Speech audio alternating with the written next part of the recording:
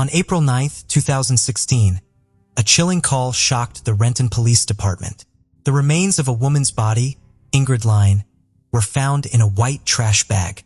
The discovery included a severed arm, a detached head, and a sliced-off leg. Investigators began their search for answers, leading them to a suspect. What dark secrets would they uncover in their pursuit of justice? Let's go back to the beginning. Ingrid Ronceville, a lively individual, was born on August 2, 1975 in Arizona. She graduated from Canyon del Oro High School in Tucson in 1993 and pursued nursing, earning a Bachelor of Science in Nursing from the University of Arizona in 1997. In 2000, Ingrid moved to Washington, where she worked at Seattle's Swedish Medical Center, positively impacting many lives. She married Philip Line and had 3 daughters, Reese, Brooke, and Noelle. After divorcing Philip in 2014, Ingrid moved to Renton with her daughters to start a new chapter. As a single mother, she faced challenges but was devoted to her children's happiness. In 2016, Ingrid was living in Renton with her daughters, aged 6, 8, and 10. Despite the divorce, Ingrid and Philip remained in touch for their daughter's sake. The divorce left Ingrid feeling broken, longing for love and respect she missed in her previous marriage. During this challenging period, Ingrid, a 40-year-old woman, found solace in an online connection she made through a dating site. Their conversations provided her with comfort, momentarily alleviating her pain and giving her a sense of love. This individual made her feel beautiful and accepted her, despite the fact that she already had 3 daughters. It was like a dream come true for Ingrid, signifying the start of a new chapter in her life. On April 8, 2016, after a month of online communication, Ingrid took a leap of faith and agreed to meet this person for a date. It was her way of embracing the possibility of moving forward. Ingrid entrusted her daughters to her ex-husband's care, assuring them that she would take them out the following day. Ingrid and her date decided to attend the opening game of the Seattle Mariners, an exhilarating baseball event. After the game, they went to a bar where the man's sister happened to work. They spent the evening happily playing darts, sharing drinks and laughing together. Ingrid felt an overwhelming sense of happiness and freedom. The next day, on April 9, 2016, Philip, Ingrid's ex-husband, arrived at her home in Renton around 10 a.m. to drop off their daughters. As he approached the house, he noticed that Ingrid's 2015 silver Toyota Highlander was missing. Concerned, he repeatedly knocked on the door, but received no response. He tried calling her multiple times, but Ingrid did not answer any of his calls. This was unusual because Ingrid was known for never breaking promises, especially when it came to her daughters. Philip couldn't shake the feeling that something was wrong. Growing increasingly worried, he decided to contact Ingrid's mother, Jorga Boss, hoping she might have some information about Ingrid's whereabouts. However, Jorga was also concerned when she learned that Ingrid was not at home, as she had no idea where Ingrid could be. Filled with anxiety, Jorga hurried to Ingrid's house, armed with a spare key. She utilized it to gain entry into the residence and called out for Ingrid, yet there was no reply. Alarmed, Jorga proceeded upstairs to inspect Ingrid's bedroom, only to discover that Ingrid was not there. However, she did stumble upon Ingrid's purse and phone on the table. There was no trace of Ingrid or her car.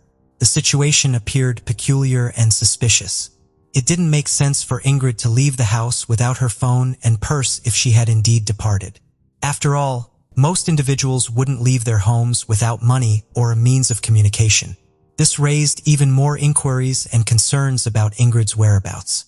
Without wasting any time, Jorga promptly contacted the police and reported her daughter as missing. Upon arrival at Ingrid's residence in Renton, the Renton Police Department officers were met by Jorga, whose tear-filled eyes conveyed her distress. Initially, the police attempted to console Jorga, suggesting that Ingrid may have gone out and would return soon. However, Jorga's intuition told her otherwise. She had a gut feeling that something was wrong. Determined to locate her daughter, she implored the police to conduct a thorough investigation. The police wasted no time, commenced a meticulous door-to-door inquiry, interrogating the neighbors in hopes of uncovering any leads. They diligently questioned the neighbors, inquiring if they had witnessed Ingrid entering her house the previous night or leaving in the morning. One neighbor had an intriguing account to share. He disclosed that he had seen Ingrid returning home with an unfamiliar man the previous night. The man appeared suspicious, as the neighbor had never seen him before. What perplexed everyone was the fact that no one had observed Ingrid leaving her house thereafter. The question lingered: who was this man? And if Ingrid had returned home but was not seen leaving, where could she possibly be? The police urged individuals to reflect on any unusual incidents they may have noticed the night before or that morning. They encouraged anyone with information to come forward, as it could be crucial in locating Ingrid. The daughters were growing increasingly concerned upon seeing the police inquire about their mother. They turned to Jorga, their grandmother, for answers. They inquired about their mother's well-being, but Jorga reassured them, explaining that she had simply gone out and would be back soon. The police assured Jorga that they would investigate the situation. Jorga anxiously awaited her daughter's return, and suddenly a realization dawned on her. Jorga remembered that she and Ingrid shared a Verizon account, which provides access to various services like phone plans and internet. Intrigued, she checked the phone records and noticed a recurring number that Ingrid had been in contact with, even on the day she disappeared. Jorga decided to dig deeper and input the number into Facebook. To her surprise, a profile belonging to a man named John Charlton popped up. Filled with hope, she messaged him, desperately seeking any information about Ingrid's whereabouts. The response was prompt. "I'm John.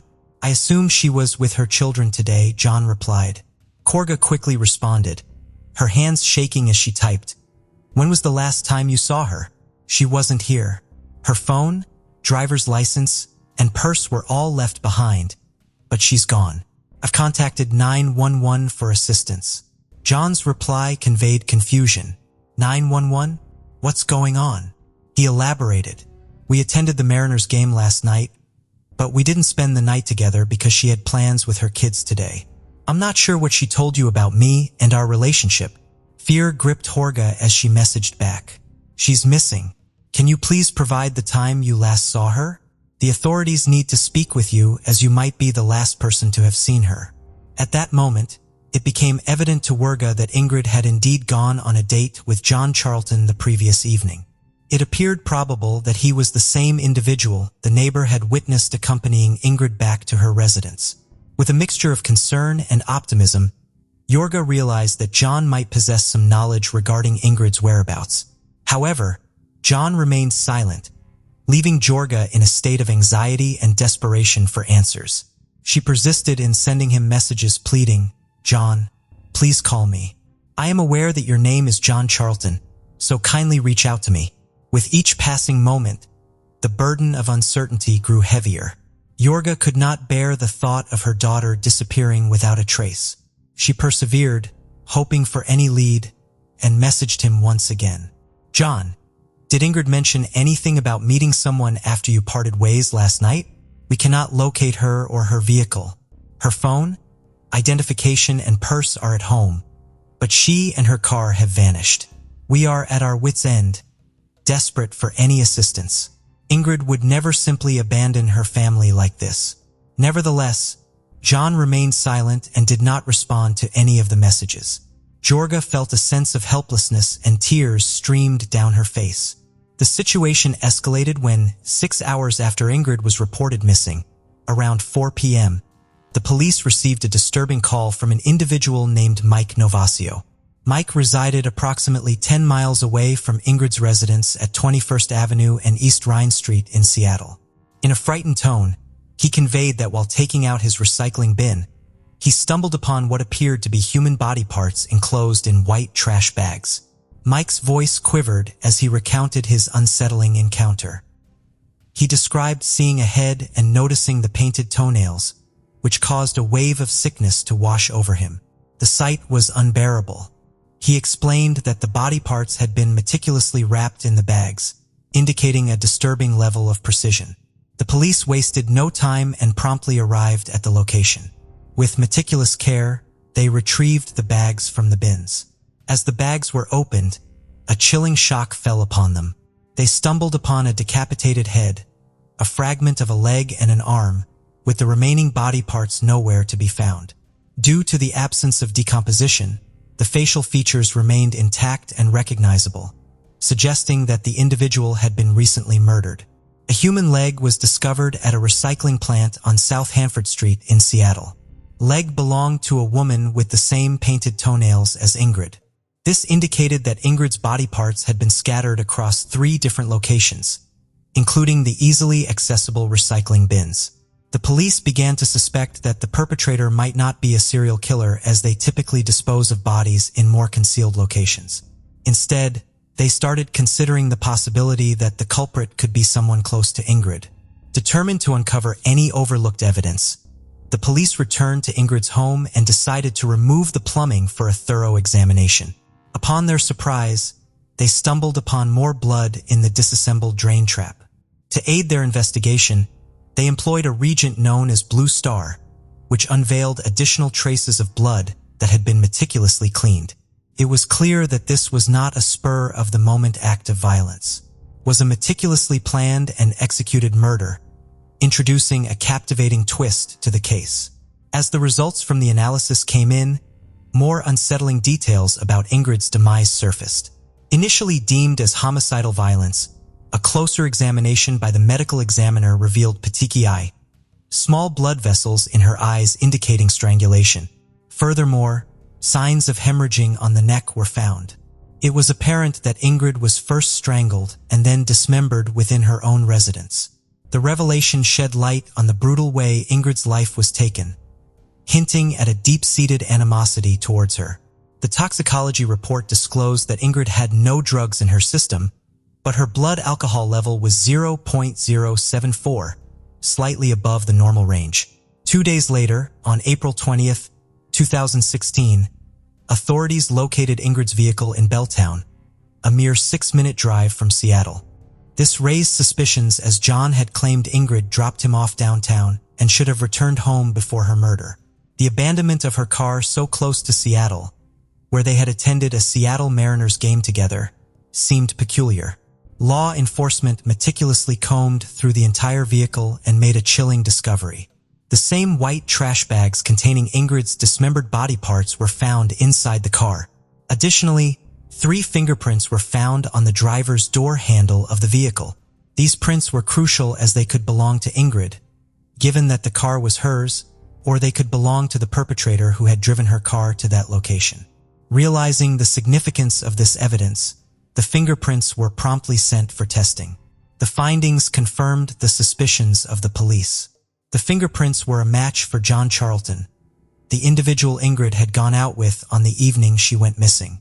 It became apparent that John's statements during the interrogation were all calculated tactics to mislead the authorities.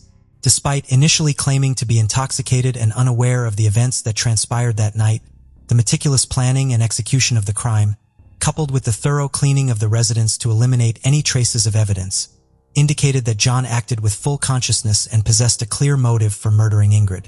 The police recollected that during the questioning, John had mentioned staying with his former girlfriend. In their pursuit of gathering more information about John, the police exerted significant efforts to locate and interview his ex-girlfriend, ensuring her identity remained undisclosed for privacy concerns. During the interview, she disclosed that John, who worked as a day laborer, typically spent his nights at a shelter in Seattle, except for a few nights each week when he stayed at her place. They had known each other for approximately a year, and she permitted him to store some of his belongings at her residence. Interestingly, she informed the police that John was supposed to visit her on the Saturday morning of April 9, 2016, the day after his encounter with Ingrid. However, he arrived later than planned, citing an unforeseen circumstance. She revealed that he arrived at the bus station in Lake Stevens around 10:30 p.m., and she immediately noticed that he had a swollen and injured lip. When questioned about it, John claimed that he had been the victim of an attempted robbery at a bar despite still having his wallet. This particular detail captured the attention of the police. When they interrogated John on April 11, 2016, they observed abrasions on his head, chin, and scratches on his chest and arms. These injuries appeared to align with the unsettling possibility that they may have been inflicted during the struggle between John and Ingrid when he strangled her. It seemed as though she had put up a strong fight, leaving her mark on him in a desperate bid to defend herself. The police acted swiftly without hesitation, taking John into custody and charging him with the murder of Ingrid Line. John Robert Charlton was born in 1979 in Washington to Ray and Joan Charlton. At 37 years old, he had a history of encounters with the law. His past included a misdemeanor assault conviction in King County in 1997, indicating a propensity for aggression. Additionally, he had a history of negligent driving in Washington state in 1998. In 2006, he faced charges of attempted aggravated robbery in Utah. It appeared that he was no stranger to trouble. In 2008, he was found guilty of felony theft in Montana. Moreover, records showed a misdemeanor battery case in Idaho in 2009, hinting at a pattern of violent behavior. These prior run-ins with the law added a layer of complexity to John's character and raised suspicions about his potential involvement in serious crimes. John's turbulent past extended beyond his criminal record. Troubling incidents involving his parents shed light on his volatile behavior. In 2006, John's parents sought protection from him, citing concerns for their safety.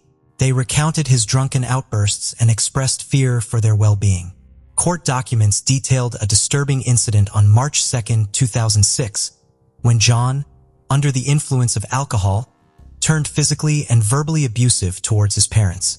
During that episode, John allegedly took the movie Hannibal from a shelf in the house and placed it in front of his mother, warning her to watch it and be cautious. According to his parents, John held grudges for years, and his conduct grew increasingly menacing and violent when under the influence of alcohol or drugs. They also suspected his use of crack cocaine. Although the request for the protection order was eventually dismissed, these occurrences painted a troubling picture of John's unstable and aggressive tendencies. John initially denied any knowledge of Ingrid's fate, but eventually changed his plea to guilty before the trial began. The prosecution presented a compelling case in court alleging that John had murdered Ingrid inside her own home. Shockingly, it was revealed that John had driven through downtown Seattle disposing of Ingrid's body parts in various trash cans. The medical examiner's report confirmed that Ingrid's death was a result of violent homicide. In response, the defense argued that there was a lack of forensic evidence linking anyone, including their client, to Ingrid's murder. They urged the community not to rush to conclusions during this tragic event. However, all the evidence seemed to point towards John's involvement. The prosecutor, Dan Satterberg, acknowledged that there were still unanswered questions surrounding the motive behind Ingrid's murder. Nevertheless, he praised the diligent work of the police and prosecutors in gathering evidence to build a strong case against the person they believed was responsible for her death. It was a challenging task, but their dedication paid off in delivering justice for Ingrid. John was sentenced to a maximum of 27 years and 9 months in prison in accordance with the state's guidelines. However, Judge Julie Spector presiding over the case in King County Superior Court expressed her strong condemnation, stating that if she had the authority, she would have given him a life sentence. She described his actions as unimaginably vicious and cruel. During the sentencing hearing, John addressed the court and Ingrid's grieving family, acknowledging the immense pain he had caused and expressing genuine remorse. Ingrid's ex-husband, Philip, spoke about the profound loss caused by John's actions, highlighting how John had not only taken away a co-parent and confidant, but also a loving and caring mother to their daughters. Philip expressed his sorrow over the fact that the children would no longer have the guidance and wisdom of Ingrid as a mother figure. He mentioned that they would miss out on cherished traditions such as celebrating July 4th in Big Fork, Montana, going on beach trips, and enjoying Thursday night dinners at a steakhouse. Additionally, Philip shared the heartbreaking realization that their future grandchildren would never experience the love and care of a maternal grandmother. Despite their resilience, Philip acknowledged that their daughters deeply feel the absence of their mother every day, each in their own unique way. Ingrid's close friend, Nancy Civitilli, described the indescribable horror that engulfed everyone upon hearing about Ingrid's tragic death. She emphasized that the murder was not just an act of violence, but a violation of Ingrid's body, leaving behind an unimaginable aftermath. Savitili did not hold back in calling John a coward, directly addressing him and reminding him of the profound impact his actions had on Ingrid's daughters. She pointed out how he selfishly tore away a beautiful person and a devoted mother from their lives. Savitili also highlighted the loss felt by friends like herself, who considered Ingrid as a sister. While justice has been served, the scars of this tragedy will forever remain. Today, we're going back to 2014 to Indianapolis, the most populated city in the state of Indiana. Busy and bustling all the time and home to almost 900,000 people, two of which were 24-year-old Nathan Benjamin Trapisano and his wife Jennifer. Nathan was from a big and close family, being the fourth of 5 children, and his brother said even though Nathan was younger than him, he looked up to him so much. Nathan had always excelled in academics, music, and athletics. He had a black belt in karate and played piano and violin as well. He was witty and clever, but always remained humble and gracious. He gained a place at Ball State University where he was working on getting a degree in Latin, Greek, and classical studies, and it was here that he met his future wife Jennifer, who was training to be a nurse. The pair were inseparable and had a lot in common, both sharing the same morals and values and very strong in their Catholic faith. Jennifer said she loved his quirkiness and how smart he was, always making her laugh and challenging her to push herself in every aspect of her life. The couple eventually moved to Indianapolis when Nathan got a job as a computer programmer at Ivy Tech Community College. Jennifer was still doing her training when they both found out they were going to be parents. They were over the moon when they discovered they were having a little girl, and they knew her name right away, Cecilia Marie. Flash forward a few months. It was now coming to the end of March 2014, and Nathan and Jennifer were busy planning. They had a lot of exciting and special days coming up. Cecilia was due in just a few weeks. Their first wedding anniversary was on May 11th, and a week after this was Nathan's 25th birthday. Safe to say there was a lot going on for the young couple, but nothing was more exciting for Nathan than becoming a father. He couldn't wait to meet his daughter. On the 1st of April 2014, Nathan was up early as normal. Having always been really active, he made sure he got a long walk or a run in every day. He normally worked out in the evenings, but he had recently decided to change up his routine so he could be at home with Jennifer more after he finished work and before bed. Just before 5 a.m. Nathan was getting ready for an hour-long morning walk around the block before the sun rose. Nothing out of the ordinary, just the route he always took. Past the shops he normally walked by on the roads he knew very well. He grabbed his old MP3 player, his headphones and his rosary beads, and quietly left Jennifer asleep. At 5:50 a.m., a resident just a short walk away had a loud popping sound. She looked out of her window to see Nathan collapsing to the ground and shouting for help. She called 911 and ran outside. She said as she got to Nathan, she could see he was only wearing his joggers. He had no shoes and no shirt on. They were just scattered around on the ground. She could see a small bullet wound in his stomach, but noticed there wasn't much blood at this point. Nathan was clearly in shock, but was still conscious and seemed to be fairly alert. However, 5 minutes later, as the ambulance and police arrived on the streets, Nathan's condition started to rapidly deteriorate. He was no longer able to talk, couldn't tell the officers anything, and was gasping for air. They managed to stabilize him, and he was rushed to hospital and straight into emergency surgery. Just after 7 a.m., Jennifer woke up, confused that her husband still wasn't home yet and getting ready for work. His phone was still on the kitchen table, but this wasn't unusual as he made sure not to take anything valuable out with him. She grabbed her coat and started walking the routes he normally took, trying to calm herself down, but deep down knowing something was really wrong. Despite the best efforts of the doctors and surgeons, at 7:40 a.m., 24-year-old Nathan Trapisano died. Jennifer, who was still out walking, turned a corner and saw the yellow tape everywhere and police flooding the street. She hurried over telling them her husband had left for a walk and not come home, and this was right in the middle of his route. But all they could tell her was that there had been an incident. At this point, they didn't know who the victim was as he had no idea on him, so they couldn't give Jennifer any more details. Anxiously, she showed them a picture of Nathan on her phone, asking if this was what he looked like. Officers knew it was the same person and quietly escorted her to one of the police cars to sit her down and tell her the devastating news. Just 5 weeks away from her due date, would then learn that the love of her life was gone. One detective said he had his whole life in front of him, never been in trouble before, never been a problem, was minding his own business, doing what anybody in our community should be able to do, and that is to take a morning walk.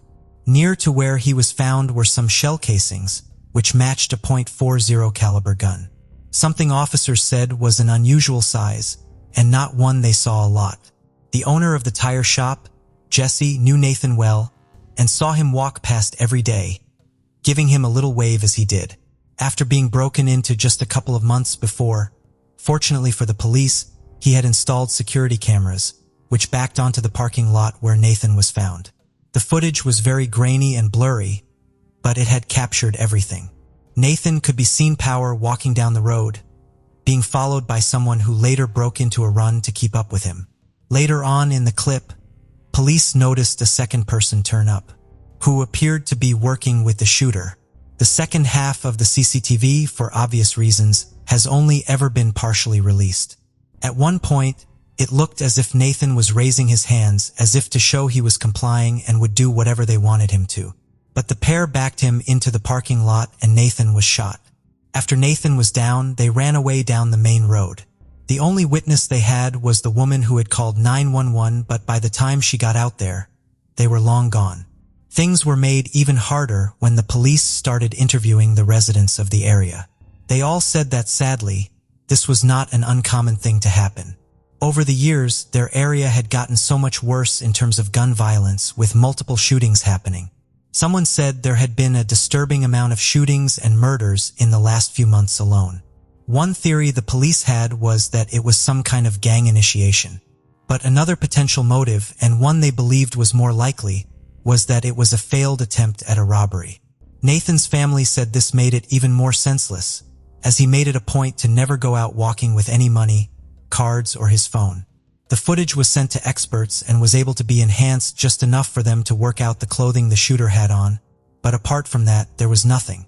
A week after Nathan had been killed, police finally made a break in the case. As they started looking into any other shootings in the area around the same time, it came to light that just 18 hours after Nathan had died, a 16-year-old called Simeon Raheem Adams, who went by the nickname Red, was taken to hospital in a critical condition with a gunshot wound to the neck. He had shot 3 bullets at a man named Eric, who had fired back at him in self-defense. Simeon was also a suspect in the burglary of a gunshot a week earlier at about 2 a.m., in which 30 firearms were stolen. And at 3 a.m. on April 1st, just 2 hours before Nathan was shot, he and 2 of the men had attempted to steal a car from outside of a strip club, stopped only from doing so when the bouncer caught them. The strip club was less than a mile away from where Nathan had been walking, showing both the shooter and whoever was on lookout in the same clothing. When detectives heard about this, they knew they had to interview Simeon. He was not only confirmed as being in the same location of Nathan's shooting at the same time, he was now also facing arrest for the attempted murder of someone else, and some guns that had been stolen from the shop matched the casings found near Nathan's body. But being in the condition he was in hospital meant they had to reach out to the people in his inner circle first. The more detectives talked to people, the more they kept hearing the nickname Red floating about, linking him to numerous incidents and crimes around the area, and people he knew were picking him out of every picture lineup they showed. Martez McGraw was Simeon's cousin, and he agreed to talk. When he was shown the CCTV footage from outside of the tire shop, he immediately confirmed it was his cousin. He even admitted to being there himself for part of the morning, and confirmed all of Simeon's steps and movements. The other man on the tape was identified and interviewed. After this, police ruled everyone, apart from Simeon, out when it came to Nathan's murder. This was the person they wanted. Martez told police. Simeon ran up to Nathan and ordered him to stop. Simeon then made him walk between the tire shop and the strip club. He made him strip by telling him to take off his shirt. He put his hands in the air and Simeon shot him. Another man also told police he was woken up early on April 1st by Simeon banging on his door. He said he was out of breath, telling him the police were looking for him because he had got into what he referred to as a tussle with someone and shot them. Although doctors were initially skeptical that Simeon would survive, He did and was finally well enough for the police to talk to him. They presented him with everything they knew, and the 16-year-old was subsequently placed under arrest. He would soon be charged as an adult with murder, attempted robbery, and carrying a handgun without a license. Upon hearing that a 16-year-old had been arrested, Jennifer posted to Facebook and said, "I don't know this man's circumstances, but it hurts to hear such a young man could turn to such violence." She asked people to pray for Simeon and Nathan's family, and friends all agreed that Nathan would have forgiven him. Nathan Trapezzano was finally laid to rest, with hundreds in attendance. The investigating officers all showed up too, saying what had happened to him had really struck a nerve with them and that this was a case they would remember for the rest of their lives. And a couple of weeks later, Jennifer gave birth to the couple's daughter, Cecilia Marie. A welcome burst of happiness in such a dark period of time for everyone. Their family said she looked so much like Nathan and was a wonderful, happy, and smiley little girl. As the court proceedings got underway, someone else would gain some attention. Court documents showed that the 16-year-old was free to walk the streets for a month while awaiting a hearing on 13 probation violations. The probation officer had visited his home, but on 9 occasions, Simeon was nowhere to be found. After the 3rd violation, the officer could have asked for an arrest warrant, but for reasons unknown, he didn't. The judge said of this, "I expressed my extreme concern to probation about the handling of this case when I saw there had been 9 house arrest violations. I was very concerned and upset." The probation officer in question would soon resign. Even though he was now 18 and despite being charged as an adult because he was 16 at the time of the murder, prosecutors knew it would have been nearly impossible to get a life in prison sentence for Simeon. However, he was facing 45 to 65 years if found guilty by a jury. In 2015, just over a year after Nathan had died, Simeon Adams pleaded guilty to murder. Simeon's legal team and friends and family commented on his troubled childhood and adolescence, losing his mother to drowning when he was just 13 months old. His dad being in and out of prison for years, he had run-ins with the police that had started at the age of just 10 years old. His uncle who had helped raise him said, "He used to get into trouble, but I didn't think he was capable of this. I used to try to tell him not to hang with the wrong people and to stay on the right path. He listened to me. I would try to keep him in line. And if I told him to do something, he would do it. I would speak to his friends and tell them that if they didn't get themselves together, they would end up dead or in jail. I can't believe he would get involved in something like this." He was frequently shown coming in and out of court laughing. And when it came time for his sentencing, little had changed. The judge addressed him directly, asking him if he appreciated the impact of his actions on the Trapezzano family. He bluntly said, "No, ma'am, and nothing else after this." As part of the plea deal, his potential sentence was reduced and he was handed down 55 years in prison. Under Indiana law, Simeon could be eligible for parole after 27 years, based on credit for good behavior and time already served. If this happens, he will be 45 years old. He was later given a further 12 years in prison in connection with the shooting of Eric, which put him in hospital in the first place. This 12 years is to be served consecutively. The loss of Nathan had a big impact. Everybody rallied behind Jennifer and a GoFundMe was set up to support her, Cecilia, and his family. It reached over $170,000 in donations.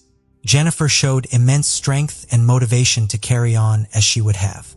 And just a year after she lost Nathan, she finished grad school with honors and is now a physician's assistant. The Nathan Trapezzano Memorial Foundation was also set up, and their mission is to offer support and financial relief to children who have lost a parent. They do what they call the Nate Walk, a 5-kilometer walk just as he loved to do, which doubles as a fundraising event. These walks are held once a year in Indianapolis and Pennsylvania, and people can also participate virtually. Ivy Tech Community College, where Nathan worked, said it would grant a full 2-year scholarship to Cecilia if she ever wanted it. Jennifer said time almost stands still and passes quicker than she can keep up with it. Whenever she doubts herself or has a difficult day with Cecilia, she asks Nathan for advice. She said, "Have a voicemail from him on March 31st, 2014. I've listened to it over and over and over again. His voice sounds so familiar still, like it was yesterday. I miss him. I miss everything about him. In so many ways, it feels like he has only been gone for 10 seconds. And yet, it feels like 100 years. On September 12, 1993, the Claps family made preparations for a Sunday getaway at a cozy cottage in Tito, a peaceful town far from their bustling hometown of Potenza, Italy. Accompanied by their parents, Antonio and Filomena, was their 20-year-old son, Luciano. They eagerly awaited the arrival of their eldest son, 24-year-old Gildo Claps, and their younger daughter, 16-year-old Elisa Claps. Plan was for Elisa and her friend, Eliana D. Silas, to attend a church service in the town center before joining the rest of the family for lunch at the cottage. However, as time passed and the girls failed to return, Gildo grew increasingly concerned. Elisa was known for her punctuality and would always inform the family if she was running late. Soon after, Eliana arrived at the door, assuming Elisa had already made her way home. To everyone's surprise, Elisa was still missing. Worried, Gildo ventured into the town center in search of his sister. Despite the crowd near the church, Elisa was nowhere to be found. By 2 p.m., when Gildo and Elisa had still not returned, the rest of the family decided to return to Potenza to investigate the situation. They were shocked to discover that Elisa had gone missing. Gildo turned to Eliana for a detailed account of his sister's activities that morning. It was during this conversation that Eliana admitted she had not been entirely truthful. They had not attended the church services planned. It had merely been an excuse for Elisa to meet with a 21-year-old dental technician student named Danilo Restivo. Despite coming from a respected family, Danilo was often the subject of ridicule, particularly from girls. Elisa, being a compassionate person, sympathized with him. However, she had made it clear that there could be no romantic involvement between them. On that particular day, she reluctantly agreed to meet him due to his insistence on presenting her with a gift to celebrate her success in passing her exams. Elisa and Danilo made arrangements to meet at the church precisely at 11:30 a.m. As the service concluded, Eliana patiently waited outside and unexpectedly bumped into another friend, Angelica. Unaware of Elisa's departure from the church, the girls assumed they had simply missed her amidst the bustling crowd. Since Danilo was the last person to have seen his sister, Gildo contacted him at home, demanding an explanation. Danilo clarified that their meeting lasted a mere 15 minutes, during which they conversed while seated at the altar. Subsequently, Elisa left the church while Restivo remained behind to engage in prayer, marking the final instance he laid eyes on her.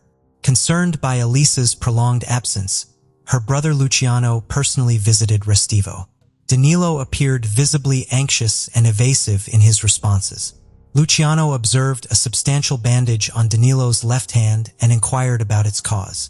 Restivo explained that he had tripped at a construction site, resulting in the injury, reiterated his lack of knowledge regarding Elisa's whereabouts.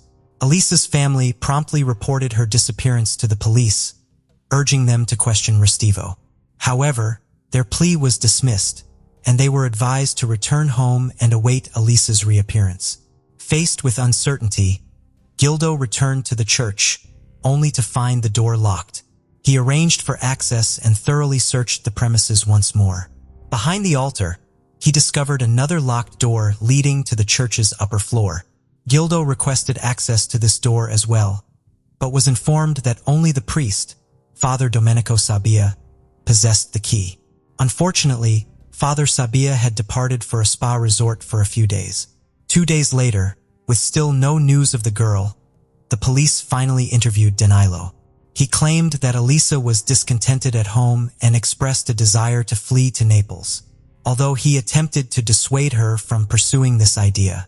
He maintained his account that she left the church after their brief conversation while he remained behind. The mention of the gift for Elisa was omitted by him, but he did mention seeking her advice about another girl named Paula whom he wanted to go out with. After their conversation, he made his way home through a construction site where he had previously been with Paula a few days ago. Unfortunately, he had a fall from an unfinished escalator and ended up cutting his hand. The detectives had doubts about the truthfulness of Danilo's statements for a few reasons. Firstly, he seemed surprisingly precise in his accounts. Secondly, There was no evidence to suggest that Elisa had any intentions of running away from her loving family. Lastly, it was unclear how he managed to only injure his hand and not break his glasses after falling head first from the under-construction escalator. The police decided to visit the Restivo family's residence and requested to see the clothes that Danilo had worn on that particular day. However, Danilo's father refused to cooperate without a warrant. As a result, the police left empty-handed, convinced that Restivo was concealing something, and proceeded to check his name in the database. It was discovered that he had previously encountered legal troubles at the age of 14 when he assaulted other boys he was playing with. But that wasn't all. Several months ago, 3 female students who lived near his house accused him of stalking. He seemed to derive pleasure from instilling fear in girls by making unsettling phone calls to their homes, describing their attire or playing them terrifying music from the horror movie Profondo Rosso. Investigators were also informed about Danilo's peculiar habit of cutting strands of hair from strangers while using public transportation. Although the police had heard about these incidents, they unfortunately couldn't gather enough evidence to directly link Restivo to them. Meanwhile, news of Eliza Clapp's disappearance rapidly spread across the country, and the family received numerous prank calls from individuals claiming to have the girl and assuring her safety. The police dismissed most of these calls, but a few messages mentioning the sighting of a girl in a white Fiat Uno caught their attention. Elisa's friend, Angelica, disclosed that another admirer of hers, a 20-year-old named Eris Gega, was spotted in the city center on that particular day. Eris had recently arrived from Albania with his family. When questioned by the police, Eris denied being at the church and provided the names of friends who could vouch for his whereabouts. However, his friends not only failed to support his alibi, but also stated that he was indeed in the city center on the day Elisa went missing. Adding to the suspicion, Eris drove a white Fiat Uno, the same type of car that multiple witnesses claimed to have seen Elisa in on the day she disappeared. Furthermore, one witness identified Eris as the driver of that car. The doubts surrounding Eris' involvement intensified when Elisa's diary, which was missing several pages, was found. Forensic experts managed to reconstruct fragments of those pages and discovered that some words were written in Albanian. Eris was subjected to further questioning, during which his account changed multiple times. At one point, he even alleged that Danilo Restivo instructed him to deny their acquaintance. Eventually, Eris was charged with providing false testimony. In December, an anonymous call was made to the police, with the female caller claiming to have seen Elisa in Rome. According to her, Elisa had been assaulted and forced into a white Fiat Uno. Towards the end of the call, the voice pleaded, "Please help her and help me."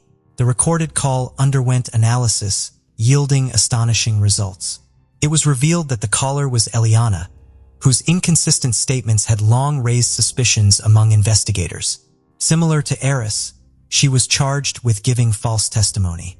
Although the possibility of Elisa running away from home couldn't be entirely ruled out, detectives gradually reached the conclusion that the girl was no longer alive and that Danilo was responsible for her disappearance.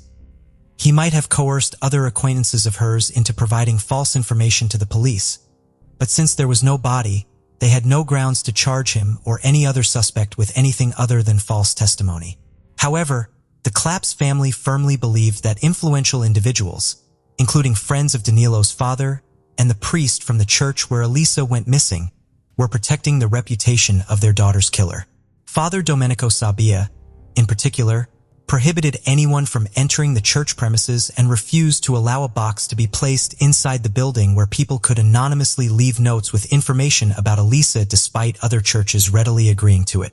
He even attempted to deny any knowledge of Danilo, but this was quickly disproven when a photograph emerged showing them together on Danilo's 18th birthday. Based on all the evidence gathered, Danilo Restivo was eventually arrested for providing false testimony. He was found guilty and sentenced to 20 months in prison. After the trial, Gildo was astounded by the judicial system, questioning how someone could be convicted of false testimony without being compelled to reveal the entire truth. Nonetheless, Danilo served half of his sentence and was released as the police had no further charges against him. Ileana and Eris were not found guilty of perjury by the judge as they supposedly gave false testimony not to hinder the investigation but out of fear for their own lives. On the second anniversary of Elisa's disappearance in Potenza, various rumors circulated, such as her being in the clutches of the mafia, having a secret relationship with a priest, or being sold by human traffickers. The family faced constant harassment from individuals demanding money in exchange for information about the girl. Despite the challenges, Elisa's relatives actively encouraged public interest in the case, and with the rise of the internet, they established a website to provide updates on the investigation. On April 23, 1999, an email purportedly penned by Elisa surfaced on the website. In the message, she disclosed her departure from Potenza and disclosed her new residence in Brazil. Expressing remorse for the distress she caused her family, Elisa clarified that her departure was driven by unhappiness and was intended to be permanent. She emphasized that the email would serve as her final communication to her family. Despite Filomena's fervent hope that her daughter was safe and content, her sons harbored doubts, noting Elisa's departure without financial resources or travel documents. In a bid to uncover the truth, they enlisted the services of a private investigator to track the email's internet protocol address, only to ascertain that it originated not from Brazil, but from an internet cafe in Potenza. Cafe staff cooperated by providing a roster of patrons present on the day in question, revealing that Danilo Restivo was among them at the time the email was dispatched. Prompted by this revelation, Elisa's family promptly alerted the authorities and urged for Danilo's interrogation, suspecting his involvement in a scheme to mislead them into abandoning their quest for Elisa. Regrettably, they were informed that the investigative efforts had reached a standstill, leaving them with no further recourse. Bournemouth, a renowned seaside resort located on the southern coast of Britain, is situated approximately 2,000 kilometers north of Potenza. On the morning of November 12, 2002, the Barnett family's routine in Bournemouth commenced as usual. 48-years-old Heather Barnett diligently saw her children, 11-year-old Caitlin and 14-year-old Terry, off to school before returning home by 8:30 a.m. Heather's customary ritual included savoring her morning cup of tea before embarking on her work-from-home duties, specializing in crafting bespoke curtains, pillowcases, and similar items. This day proved no exception, with a steady stream of orders awaiting her attention. Upon returning from school a few hours later, and Caitlin were unsettled to find the front door unlocked. Their concern deepened as they knew their mother was home, evident from her parked car and the radio playing. Despite calling out to her, there was no response. Caitlin hesitated to enter the bathroom during their search, prompting Terry to join her. After knocking yielded no reply, they cautiously pushed the door open, revealing a harrowing scene, their mother lying on the floor, clearly the victim of a brutal crime. Terry swiftly called emergency services and guided his distraught sister outside to await the arrival of the ambulance and police. Coincidentally, a neighbor across the street was parking their car and noticed the two distressed children. Showing compassion, they invited the children into their home, providing reassurance and a sense of safety during the ordeal. Upon arrival, the police noted the absence of stolen items and signs of forced entry. It became evident that the crime transpired soon after the woman's children left for school.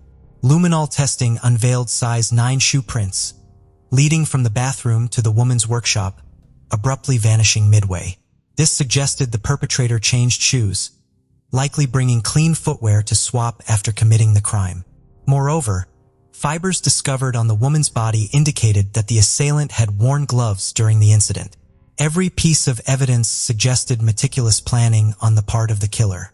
They arrived prepared with a change of clothes, a hammer, a knife, and gloves. However, they overlooked one crucial item: a green hand towel bearing Heather's blood found on the workshop chair. Since it did not belong to the family and considering its location, it could only have been placed there by the perpetrator. It was likely used to wipe blood from their face and hands before changing clothes. However, the most compelling evidence emerged from the locks of hair discovered in the woman's grasp. Initially, the police suspected she had extracted a strand of the perpetrator's hair, but forensic examination unveiled a surprising revelation. The hair had been precisely cut with a sharp tool. Furthermore, While one hand held Heather's hair, the other hand contained hair belonging to another woman, adding a layer of complexity to the investigation. The detective's conversation with Caitlin revealed that their spare house keys had disappeared a week prior to the murder. Despite Heather's efforts to change the locks, suspicion fell upon their neighbor Danilo Restivo, who had recently visited to order curtains for his girlfriend. Known as Danny to the children, Danilo had relocated to Britain in May 2002 with his Italian partner Fiamma Marsango, whom he met online. They both resided directly opposite Heather Barnett's house. Upon immediate police arrival at the crime scene, Danilo provided an alibi, asserting attendance at classes in a computer center after taking a bus. His alibi appeared sound, bolstered by his bus ticket and the center's registration log. However, when an officer returned to collect DNA samples and inspect Danilo's footwear, they found his sneakers soaking in bleach. Despite his explanation of cleaning them, the detective seized the shoes, suspecting potential evidence tampering. Despite the sneakers not aligning with footprints found in Heather's house, Danilo's dubious behavior prompted further investigation, ultimately yielding a significant revelation after his name was run through a database. Restivo's prior involvement in a criminal investigation resurfaced dating back over a decade ago, in connection with the disappearance of Elisa Claps, a young Italian girl. Upon re-examination, investigators found Restivo's alibi to be less credible than initially portrayed. Alterations to his registration time in the computer center's logbook, from 1028 to 928, were executed clumsily, raising doubts. Although he possessed a bus ticket with the specified travel time, the possibility of him disembarking and returning to Heather's house remained plausible. Furthermore, surveillance footage captured a figure resembling Restivo crossing the road near Heather's residence at 9:24 a.m. Regrettably, due to poor video quality, precise identification proved elusive. Nevertheless, Restivo found himself once again at the center of suspicion, yet the evidence against him remained circumstantial. Collaboration with authorities in Potenza revealed Restivo's peculiar penchant for cutting locks of hair from unidentified girls, bolstering investigators' conviction regarding his potential involvement in the crime. In April 2004, law enforcement initiated surveillance on Danilo Restivo, uncovering another troubling pattern of behavior. Restivo frequented a secluded park near Bournemouth called Throop, where he would clandestinely observe girls jogging or walking their dogs from behind bushes. On May 12th, despite the warm weather, he was observed in the park wearing multiple layers of clothing, including waterproof pants, gloves, sunglasses, and a hooded sweatshirt concealing his face.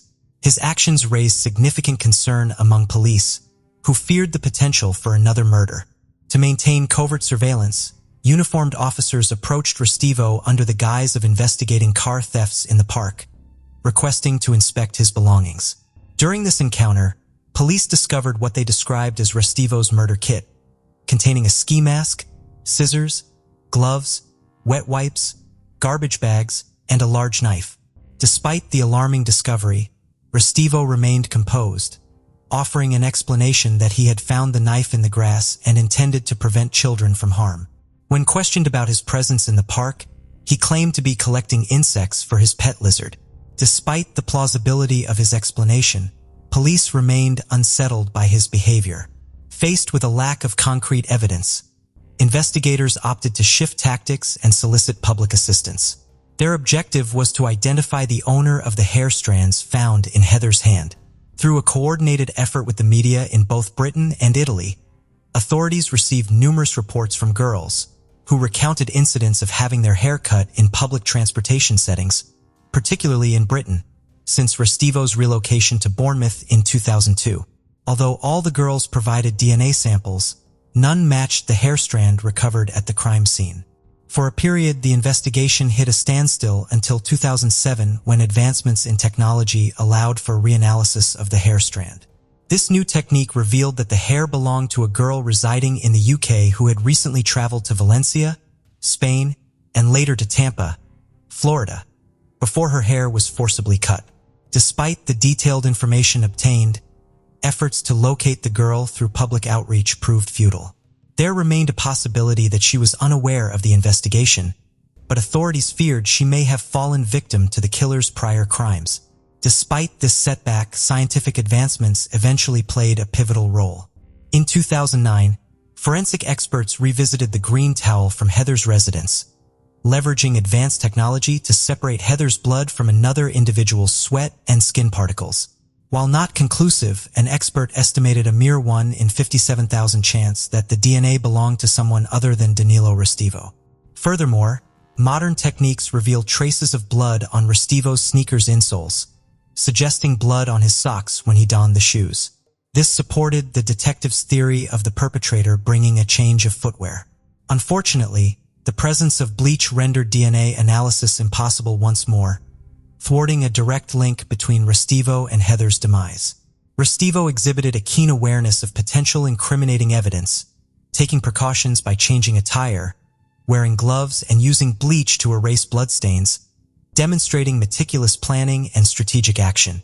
Thankfully, the authorities managed to charge Restivo with the murder of Heather before a shocking discovery was made in Italy.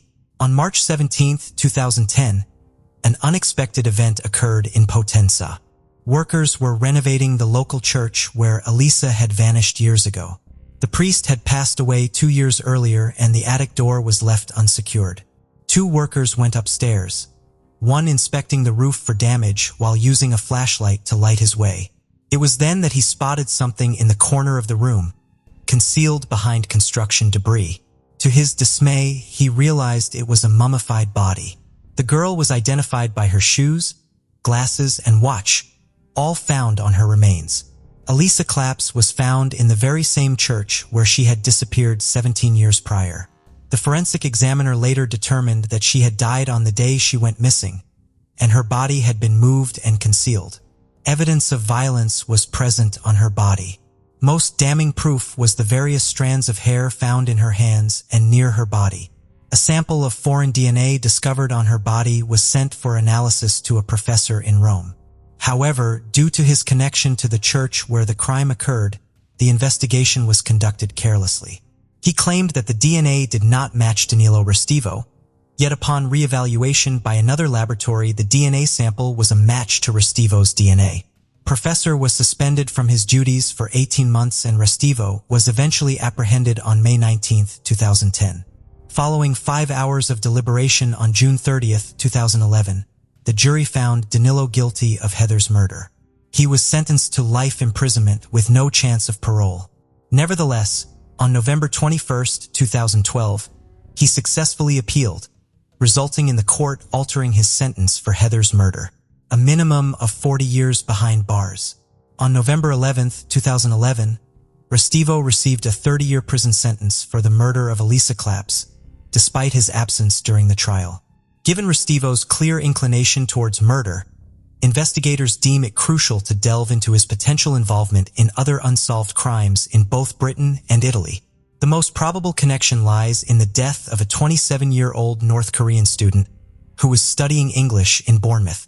On July 12, 2002, just 2 months prior to Heather's murder, Jang Ok-shin was walking home after spending time with friends. She was a mere 3 blocks away from Restivo's residence when an unidentified assailant inflicted a fatal injury upon her. Ok-shin managed to defend herself by screaming and even informed medical personnel that the attacker wore a ski mask. Another man was convicted for this crime after 3 attempts, solely based on the testimony of a female informant who had previously provided false statements and often found herself intoxicated. Her account was riddled with contradictions and failed to mention the ski mask worn by the killer. The physical resemblance between the 2 girls supports the theory of Restivo's involvement. Furthermore, the fact that the crime occurred on the 12th of the month similar to the murders of Elisa and Heather, along with Restivo's visit to the park where his murder kit was discovered, suggests the significance of this date to him. The wound on Ok-shin's body matches the length of the knife found with Danilo in the park. Additionally, several strands of hair were found near Ok-shin, although a hair salon was nearby, making it challenging to definitively determine their origin. Legally, Ok-shin's case is considered closed, and Danilo Restivo has been officially charged with 2 murders. However, investigators firmly believe that there may be more victims. Elisa's body was meticulously concealed, while Heather was callously exhibited for her children to discover. Analysts suggest that this signifies a progression in the perpetrator, revealing an inability to cease his actions independently. Unlike conventional serial killers, he was viewed as an aberration, a madman who deviated from the usual characteristics of a ruthless, malevolent, unrestrained murderer. Rather, he was an individual who genuinely experienced regret and desire to be incarcerated indefinitely in order to avert harm to others. Despite his pleas for assistance, he received no response. The peaceful city of Ottawa, located in Canada, was shaken by a gruesome crime that occurred on May 3, 1975. The body of a woman, later known as the Nation River Lady, was discovered floating in the nearby Nation River. The detectives who arrived at the scene immediately recognized the signs of a horrifying homicide.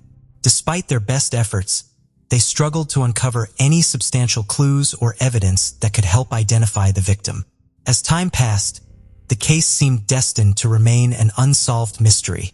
However, advancements in technology decades later provided a glimmer of hope for a new generation of detectives. They embarked on a mission to unravel the identity of the Nation River Lady and uncover the truth behind her tragic fate. How did this woman end up in such a horrific condition in the river? The city of Ottawa, known as the cultural and diverse center, boasts of numerous national museums, renowned art galleries, and vibrant annual festivals. It is widely regarded as one of the best places to live in Canada, offering a high level of safety and well-being for its citizens. In fact, Ottawa is recognized as one of the safest cities in the country according to the Crime Severity Index, with a crime rate significantly lower than the national average. However, the heinous crime that occurred in 1975 challenged this reputation, leaving detectives perplexed for years. On that fateful day, a farmer stumbled upon the lifeless body of a woman floating in the Nation River near a bridge crossing on Highway 417, just 60 kilometers east of Ottawa, Ontario. Witnesses immediately alerted the Ontario Provincial Police, who swiftly arrived at the scene and recovered the body. An intensive investigation was launched to uncover the truth. It was determined that the remains had likely been in the waters since either the previous fall or early spring of that year. The body had been tightly wrapped in various pieces of cloth, towels, and rags, with the hands and feet bound using nectos. The investigators determined that the woman had been strangled to death using a television cable wire before being disposed of in the water. An examination of the remains revealed that she was estimated to be between 25 and 50 years old, had dyed reddish-blonde hair, and painted her fingernails and toenails pink. Despite numerous efforts to identify her, the investigators were unsuccessful. Consequently, she was designated as a Jane Doe and became widely known as the Nation River Lady. The detectives diligently investigated the case and scrutinized the evidence, but their efforts always reached a dead end. As a result, the investigation lost momentum and eventually went cold. In 2017, the Ontario Provincial Police reopened the Nation River Lady case and approached it from a fresh perspective. Collaborating with the Forensics Department, they created a 3D reconstruction of the victim, believing it would accurately depict her appearance. Over the following years, the police attempted to identify her using this 3D model, but their endeavors proved fruitless. Nevertheless, the detectives refused to give up on the case. In 2019, the Centre of Forensic Sciences in Toronto obtained a new DNA profile of the victim. This DNA data was then sent to a laboratory in California where it matched samples collected from two individuals listed in a family DNA tree. The detectives also collaborated closely with the DNA Doe Project, an organization dedicated to identifying victims in cold cases. In 2020, the organization uploaded the victim's DNA profile to genetic genealogy databases, leading to a breakthrough in the case. The DNA profile for the Nation River Lady was established and uploaded to the genetic genealogy databases at GEDmatch and Family Tree DNA. After weeks of searching for matches on various sites and conducting a thorough investigation of the available records, the genetic genealogists at DNA Do Project successfully identified Jewel Parchman-Lanford as a potential match. It was discovered that Jewel had gone missing around the same time the body of the Nation River Lady was found. Despite extensive efforts, Jewel was never located. Decades later, detectives began to suspect a connection between the two crimes and believed that the unidentified woman was, in fact, Jewel Parkman Lineford. Born on March 30th, 1927, in Tennessee, USA to parents Little Mitchell Parchman and Egla Mae Wilson. Jewel was the eldest of 5 siblings and was deeply loved and respected by her family. She grew up to become a well-known businesswoman in Jackson, Tennessee, where she owned the Jackson Health Club and Imperial Health Spa alongside her then-husband, Atlas Lanford, during the early 70s. Described as kind-hearted and down-to-earth, Jewel had a special bond with her niece, Denise Chung, despite not having any children of their own. Unfortunately, Jewel's marriage to Atlas faced difficulties, leading to their divorce in the mid-70s. Shortly after, Jewel met Rodney Nichols, a Canadian man, during his visit to the U.S. The two quickly formed a strong connection, prompting Jewel to make the decision to accompany Rodney to Montreal, Canada, where they planned to live together. Tragically, in June 1975, Jewel Parchman Lanford was reported missing by her family in Montreal, marking the last known whereabouts of the 48-year-old woman. When Jewel's family was unable to reach her for an extended period of time, one of her relatives made the journey to Montreal in search of her. However, despite their efforts, Jewel could not be located, prompting the family member to contact the Montreal police for assistance. The concerned relative informed the authorities that they had not heard from Jewel since April 1975 and expressed their worries about her well-being. In June 1975, Jewel's brother, Ronald Parchman, also reached out to the Montreal police, but unfortunately he returned home empty-handed, with no information about Jewel except for her Cadillac, which he brought back. It wasn't until August of 1975 that an official missing persons report was filed for Jewel. Once she was officially listed as missing, the Service de Police de la Ville de Montreal, also known as the SPVN, initiated an investigation into her disappearance. As part of their efforts, the detectives notified the media and other police forces about Jewel's case, hoping that someone who knew her might have information about her whereabouts. Although the detectives were able to establish a connection between Jewel's case and the Nation River Lady case in 2020, there was also investigation into Jewel's disappearance when she initially went missing in 1975. Just before her disappearance, Jewel had been residing with Rodney in his Montreal residence, making him a person of interest in the investigation. Rodney was brought in for questioning, but unfortunately, no valuable information was obtained from the interrogation. Following Jewel's mysterious vanishing in 1975, Rodney continued to utilize her Cadillac for personal use. During that time, Rodney was actively involved with the Westmount Rugby Club, where he held the position of team captain for several years. In order to gain further insight into Rodney's background, the detectives decided to conduct a thorough background check.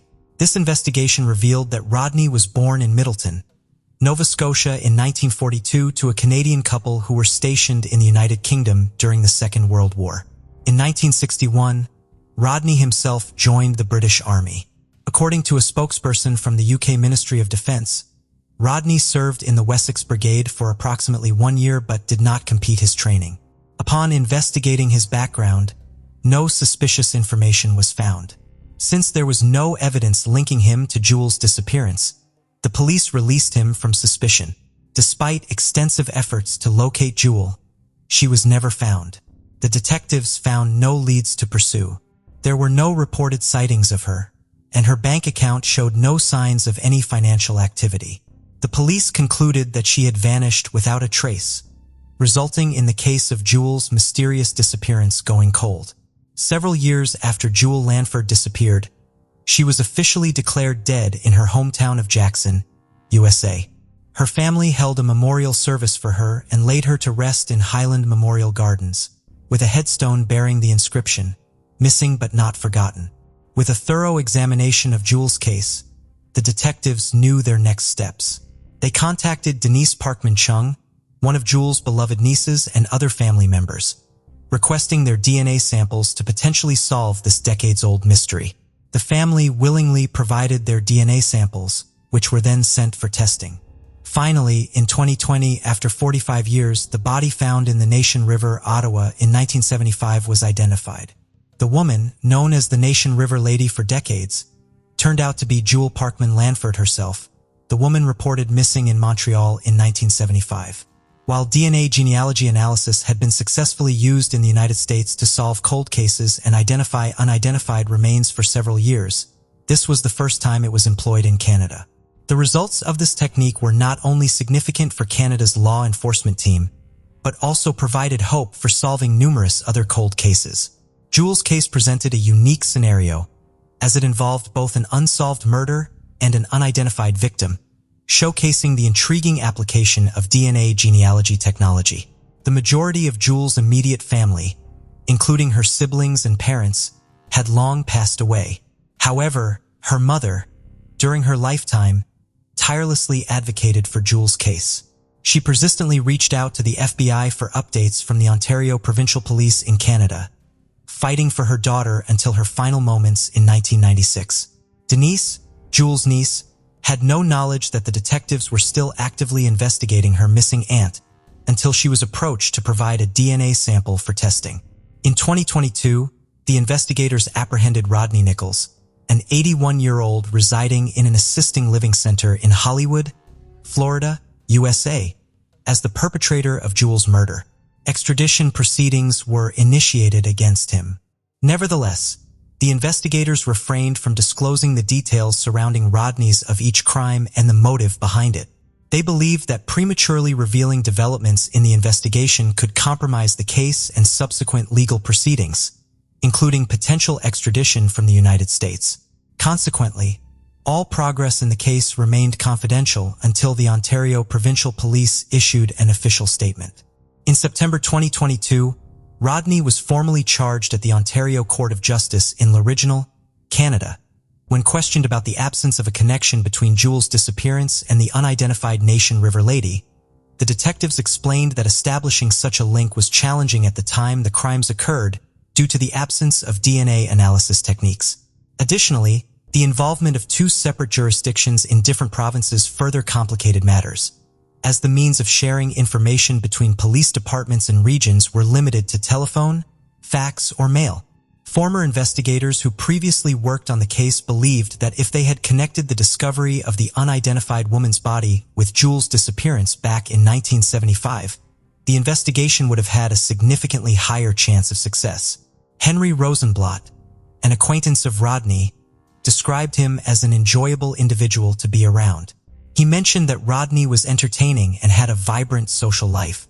Henry recalled meeting Jewel a few times during the 1970s. According to Henry, Rodney introduced Jewel to him as his romantic partner.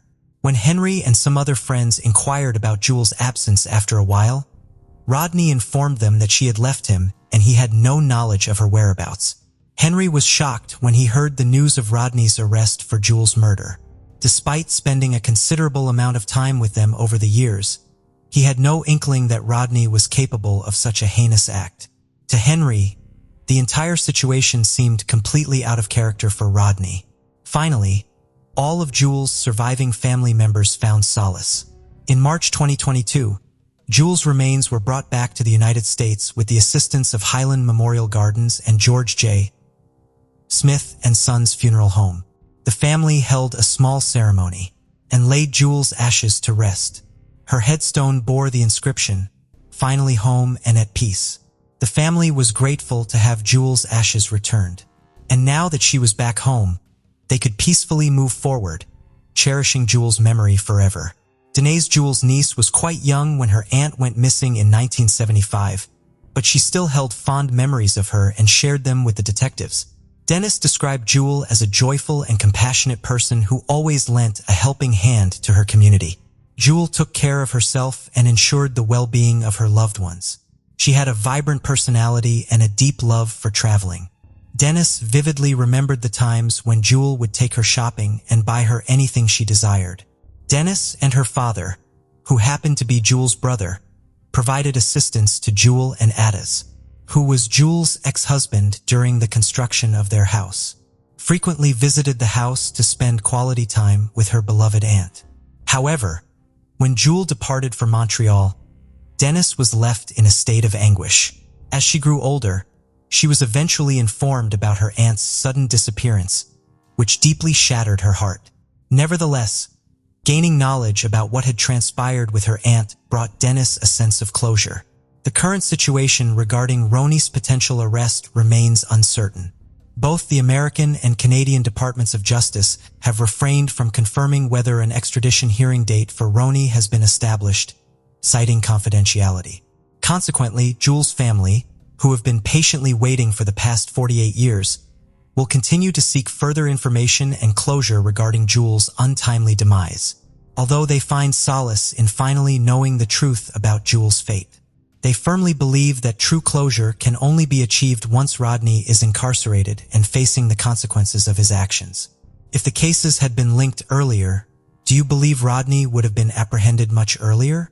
What could have driven Rodney to commit the heinous act of killing Jules? Today's case takes us to a country we have never been to before on one of our episodes, Pakistan. Pakistan is a fascinating country with some of the most breathtaking scenery you can find anywhere in the world. Pakistan has lived through social and economic difficulties, and its history is both extremely interesting and gripping. It's home to more than 200 million people, with more than 10 million people living in the city of Lahore, where this story takes place. Tuesday, the 9th of October, 2001. In Block 7 of the maximum security Kotlakpat jail, a guard was making the morning rounds, waking prisoners up at around 5 a.m. As he came to one of the cells, the prisoner was lying on the floor. The guard opened the cell door to check on him. The prisoner was not responding. He had clearly been dead for a few hours at this point. In a separate cell, the body of another prisoner was found. With the two prisoners now dead, it appeared to be the end of a case that had shocked Pakistan, but people were left with more questions than answers. Our story begins in 1999, as the dawn of a new millennium was approaching. In May of that year, General Pervez Musharraf had taken control of the government after a coup, and Pakistan's economy was struggling. The future for many seemed somewhat uncertain, as the daily struggle to make ends meet was widespread. In search of a better life, many people would leave their villages and head into the cities like Lahore. Every single day, people arrived in Lahore in search of a brighter future, hoping to find what the city had to offer them. Amongst those who go to Lahore are young boys who have run away from their homes, looking for something new. But the reality of life in the city is very different. What happens to many of these vulnerable children is awful. They are often targeted and exploited for cheap labor and also sexually abused. They fend for themselves in a place they don't know, without the security and safety of good adults around them to care for them. In late November 1999, for police in Lahore, their day had started as normal. When checking through the mail that had been delivered, a letter was found. Unfolding the paper, the words written on it were graphic and horrifying. It was a confession. The letter detailed the names of the victims and gave a minute-by-minute account as to what had happened to them and how they had met their deaths. Every grim detail was in there: how long it took to dissolve a body and how much the acid had cost him. He then gave the address for this alleged house of horrors, 16B Ravi Road. The Deputy Superintendent of Police, Tariq Kambo, took a couple of officers to 16B Ravi Road to investigate. After knocking on the door, the homeowner appeared. 38-year-old Javed Iqbal. The police quizzed him on the letter, asking for more details and if he knew anything about it. Javad quickly became unpredictable and volatile, grabbing a gun and saying he would take his own life if they didn't go away. So the police left. They didn't question him further, they didn't remove the gun, they didn't even go into the property. This man can't be a killer of 100 kids.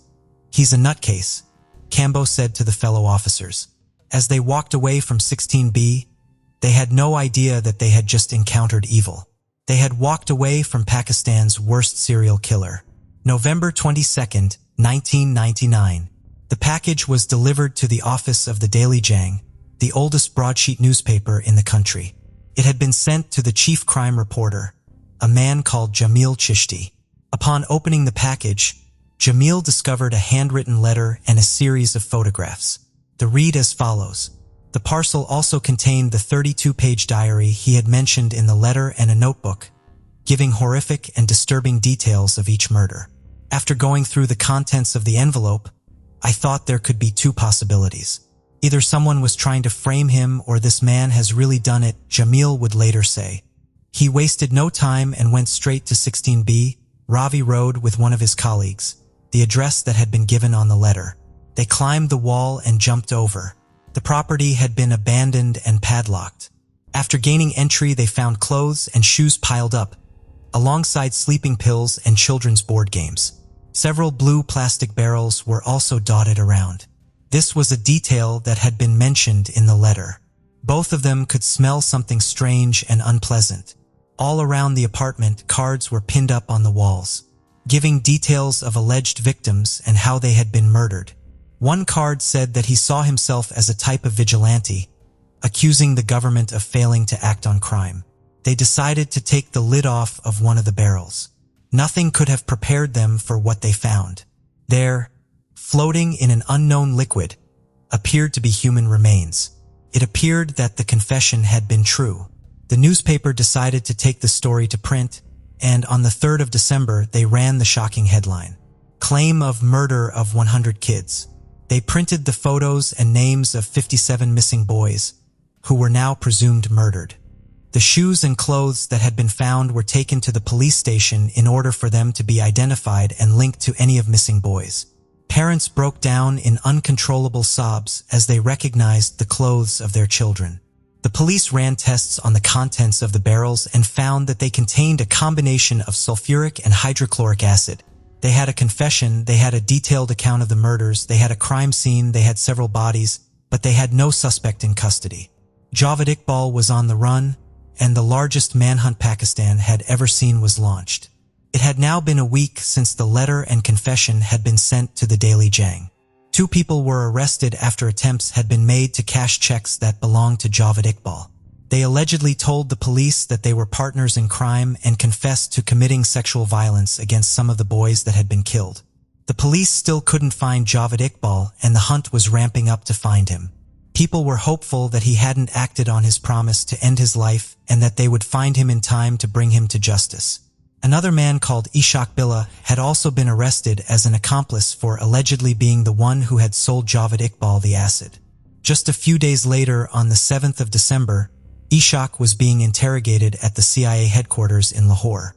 During the interrogation, he jumped out of a window on the 3rd floor. He was killed instantly, and witnesses who saw this happen said he was not wearing handcuffs when he fell. It was reported that when a post-mortem was carried out, there was evidence to suggest that force had been used. 3 officers were arrested following his suicide and 2 senior officials were transferred. It was unclear as to whether or not they were amongst the 3 officers that had been arrested.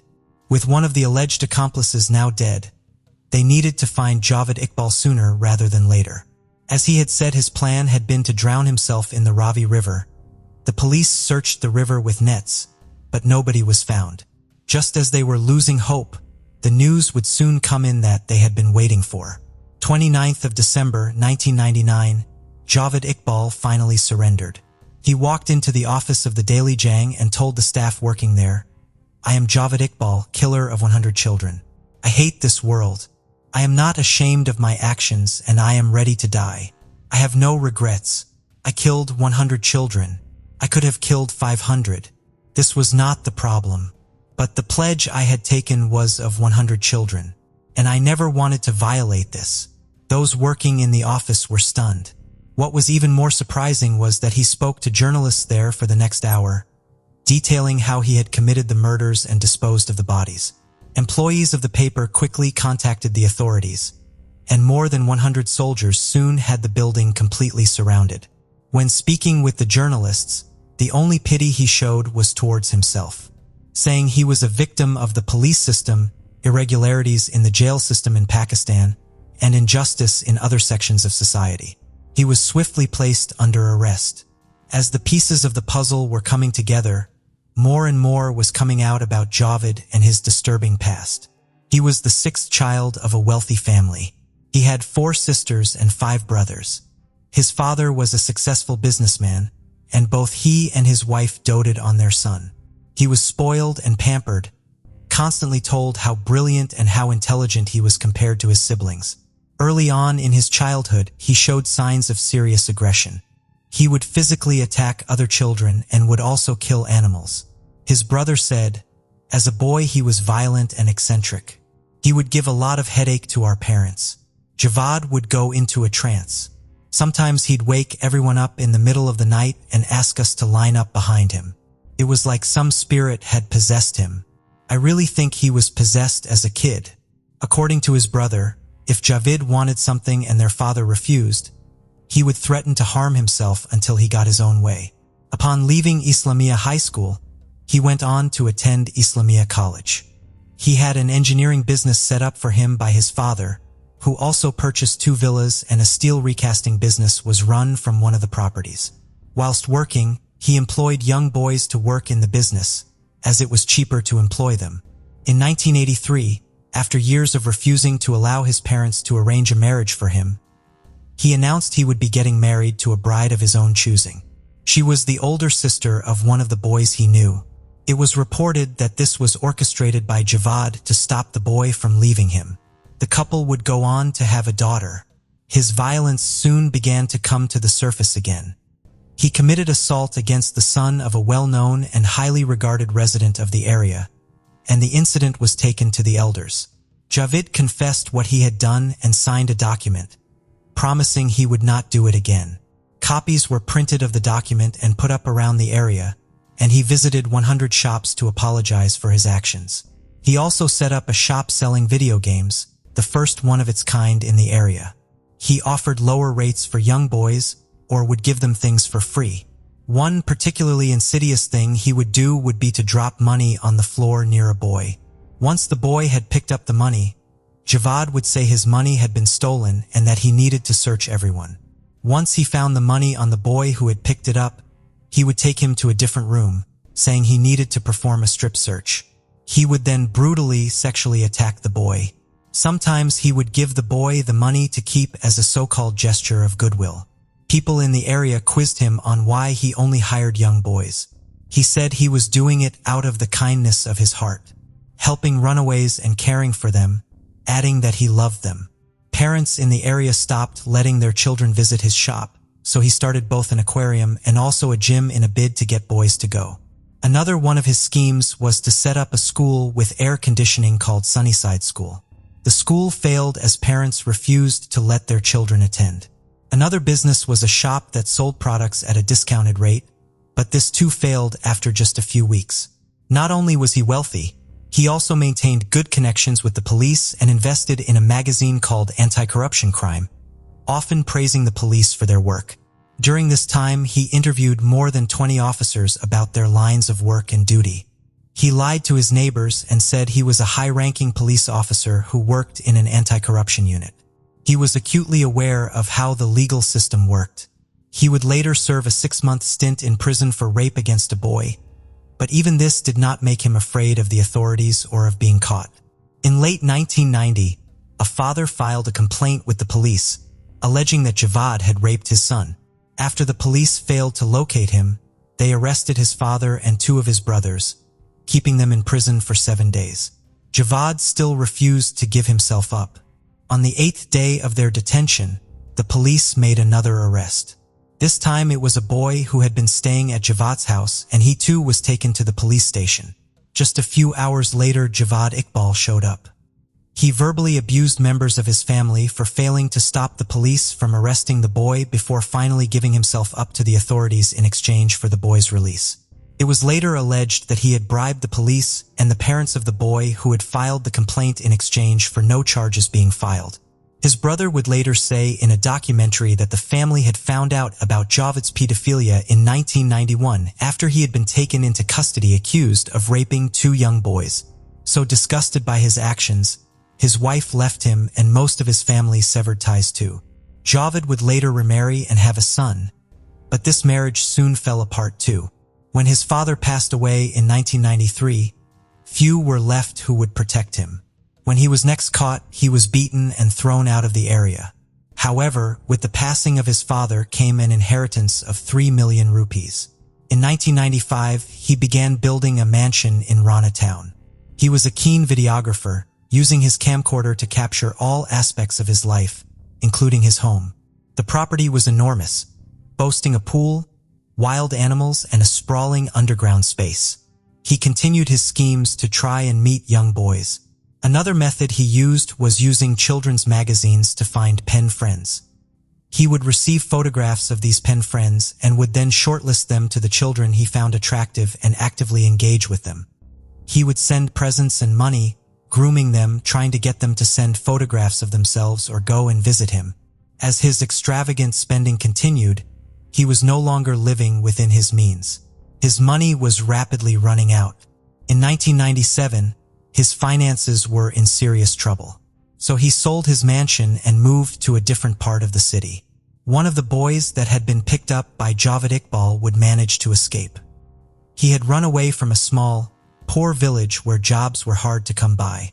He had boarded a bus to Lahore, hoping he would find a better life ahead of him. Javed approached the child while he was sitting in a park. He was carrying a postcard and told the boy he was a father looking for his son who was missing, and asked him to help in the search. Javed then took the boy back to his property, where he beat him and told him if he tried to escape, would shoot him. Whenever Javed left, the boy would be locked inside.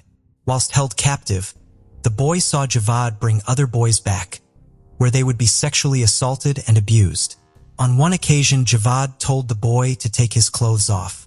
When he refused, he was beaten. The terrified child got undressed. Javed Iqbal then raped him. Located in Lahore is the Dutta Daba, the largest Sufi shrine in South Asia. Many of those in need go there as people often donate food for the needy. This was one of his hunting grounds, knowing there would be boys looking for food and shelter. In September of 1998, he was back at Dutta Daba. The boy who was still being held captive said that Javed had brought the youth back and taken him to his bedroom for a massage.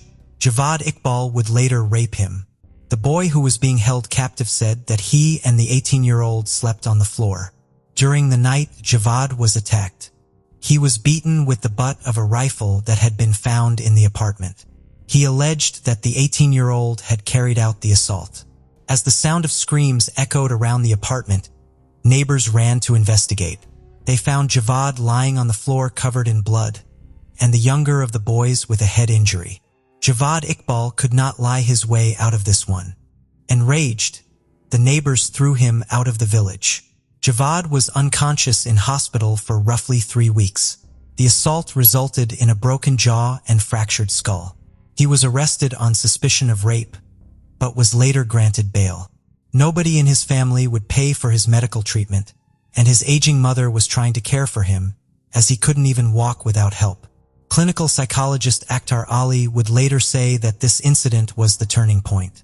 Javed, someone who had been aggressive his whole life and was so accustomed to getting everything he wanted, had not been expecting aggression to be directed towards him.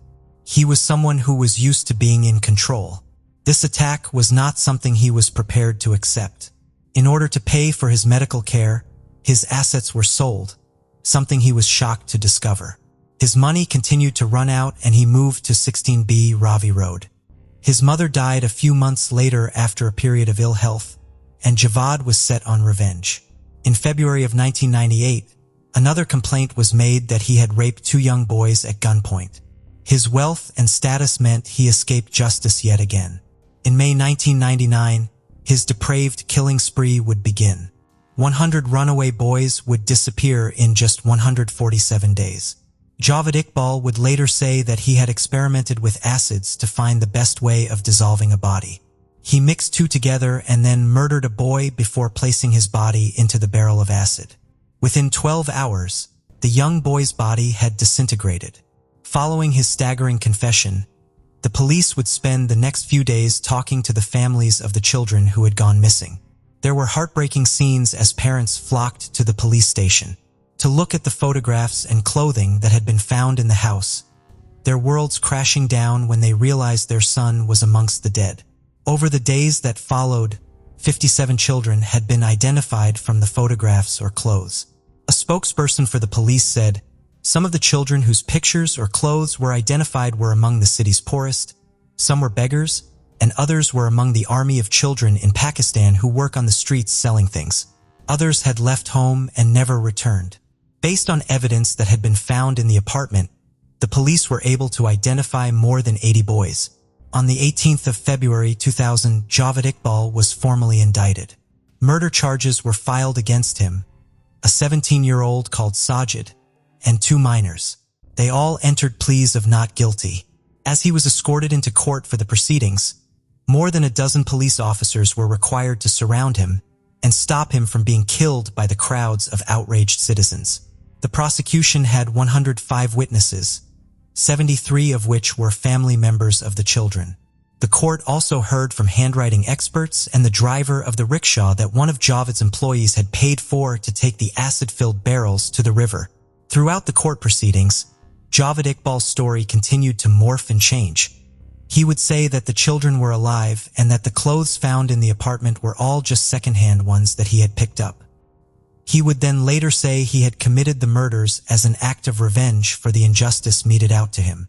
During the trial, Special Public Prosecutor Ashgar Rokhari argued that Javed's written confession was not only a key and valid piece of evidence, but that there were witnesses who could corroborate its authenticity, people who had seen him with young boys who had later gone missing. The amount of clothes and shoes that had been found at the property, that were then later confirmed to belong to the boys who had been reported missing, provided yet more weight to their case. The prosecutor also highlighted the previous allegations that had been made against Javed, allegations of rape and sexual abuse, highlighting a very disturbing pattern of behavior. During the trial, the defense lawyer threatened to step back and no longer represent Javed after he had received a call from an anonymous source warning him of the possible consequences of being his defense lawyer.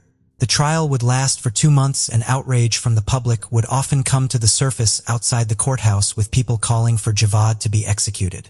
16th of March 2000. The courtroom was packed as the verdicts were read out. The 2 minors were convicted and received prison sentences for their roles. 17-year-old Sajid was also convicted and sentenced to death. Javed Iqbal was convicted of 100 murders. He was given 100 death sentences. The judge said that Javed Iqbal would meet the same fate that he had subjected his victims to. He told the court, however, the country's interior minister, Mohannuddin Haider, said that the sentence was not permitted. Such punishments are not allowed. He said it would be taken to the High Court for a legal challenge. Javed Iqbal's lawyer also argued that the sentence was against Pakistan's constitution.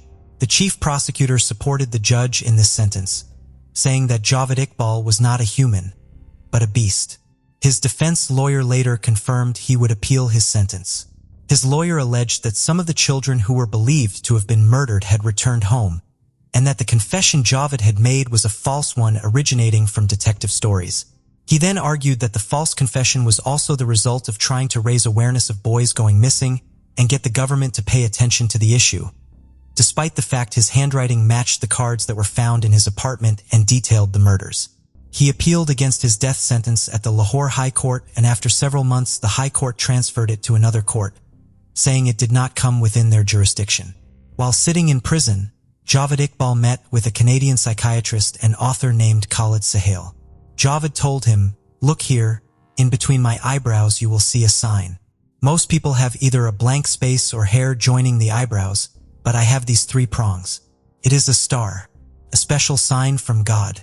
Tuesday, the 9th of October, 2001. In Block 7 of the maximum security prison, Javed Iqbal was found dead in his cell. Found dead in another cell was Sajid.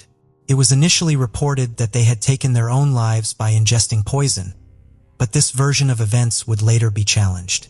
It was alleged by a prisoner that Javed and Sajid had taken their own lives between 10 p.m. and 2 a.m. The prisoner also alleged that the guard on duty had said, "I was asleep when the incident took place."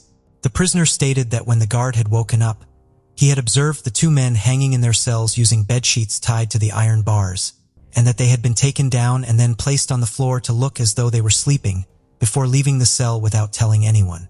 When the guard was replaced, the new guard failed to check on the prisoners, and it wasn't until morning that the head warden found the pair dead in their cells, after he had gone to wake them up.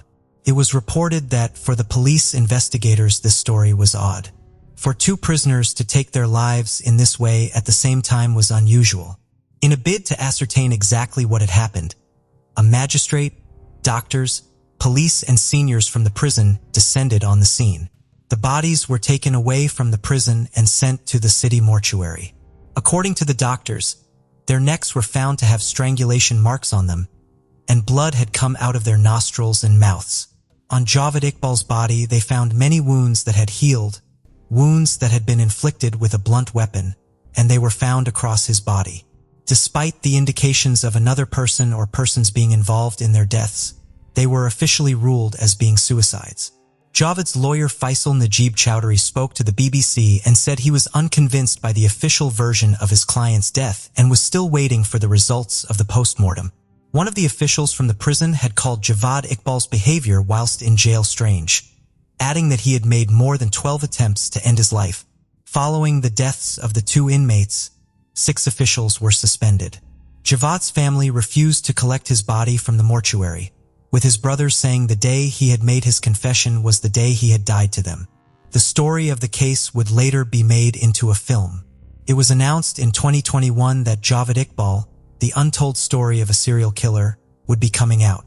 The day before it was scheduled to be released, the Central Board of Film Censors pulled it from cinemas, citing objections to it from the public.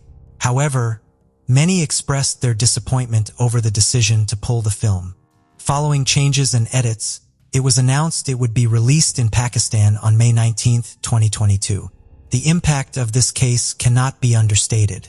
It is a story that has captured and horrified people in equal measure for more than 20 years. The horror, brutality, and scale of it all lingering in the public consciousness. For the loved ones left behind, knowing the appalling deaths these boys were met with is crushing. Knowing that so many had gone missing and nobody had noticed. Knowing that there had been opportunities to catch and properly punish him. His crimes against children, but these had either been missed or had no impact, a thought that are too awful to comprehend. There are now 100 families that are missing their sons, grandsons, brothers, nephews, and cousins. For many of these boys, hopes and dreams of a better life in the city were cruelly and brutally snatched away. Words almost seem futile when trying to wrap up a case like this, but the least one can do is think of these boys and their families and hope that such atrocities never, ever happen again. We begin today's case in northern British Columbia, Canada, back to the hot summer of July 2019. Northern British Columbia is a scenic and beautiful place that extends up to the Yukon-Alaska border and is surrounded by forests, valleys, volcanic rock formations, and mountains. A place where you can see anything and do everything, from hiking and fishing to skiing and wild and open water swimming. One young couple taking full advantage of all that British Columbia had to offer was the free-spirited and adventurous 24-year-old China Deese and 23-year-old Lucas Fowler, who were on a much-anticipated mini-break together. Lucas came from a big family in Sydney, Australia, and was the son of a New South Wales chief inspector. He found his main passion in life at a young age, traveling, and as he got older he wanted to see as much of the world as he could. Hiking, camping, surfing, swimming, you name it, Lucas wanted to do it. It was this excitement for adventure that saw him embark on a 2-year backpacking trip around the world. This would include spending time in Croatia, and it was here in 2017 he would meet his future girlfriend China Deese from North Carolina. She had studied in Europe and worked on a grape farm, saving up as much as she could, and in just a few years she had visited 13 countries. Safe to say they were the perfect match and were in sync right away. Their families both loved each other and recognized that this was a relationship that would go the distance. They were full of happiness and joy just being together, Lucas's father Stephen said. The day she stole Lucas's heart, she became a part of the family. We were so happy he had met a life partner. China and Lucas spent as much time as they could together, despite the huge distance between them, and would talk for hours on the phone, reminiscing about their past trips and excitedly planning their future ones. In the 2 years they were together, they spent time in Central and South America, Japan, and Southeast Asia.